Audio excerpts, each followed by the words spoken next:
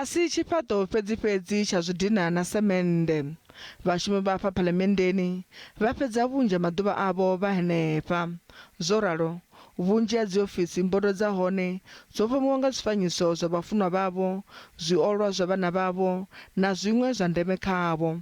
Vho Themba Gubula vha shuma sa muofisi muhulwane wa zwa vhudavhidzani, vhone vha ri vha elelwa zwinzhi vhukuma nga ofisi iyi.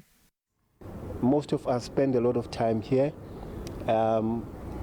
many nights, late nights, you guys know, Nkandla report and many other debates that kept us up here, late up here. So it's really for our members quite sad.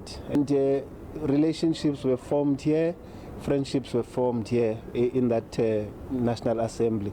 So that's what we've been getting from our members about the effects of this devastating fire. Vhadzangano la vhashumi la Nehawu vha ri vho vha ḓi thoma rerisana na vhakhethekanya wa mutakalo wa vhashumi vha phalamennde he afho vha ita na u dzudzanya thuso ya zwa muhumbulo kha vhane vha i ṱhoga. Fhedzi ha nṱha ha izwo vhashumi vha khou vhila u khwaṱhisedzelwa uri zwi fanaho na izwi a zwi tsha ḓo dovha zwa bvelela. What has happened here should not have happened, and it should not happen again. And they are making a plea that action must be taken against those who were found to be negligent. Vho Gubula vha ri mirado ya dzangano ḽavho vho sumbedzisa u vhilaedziswa nga ndozwo dza mishumo yavho sa vhunga ofisi dzavho dzo tshinyadzwa nga mulilo.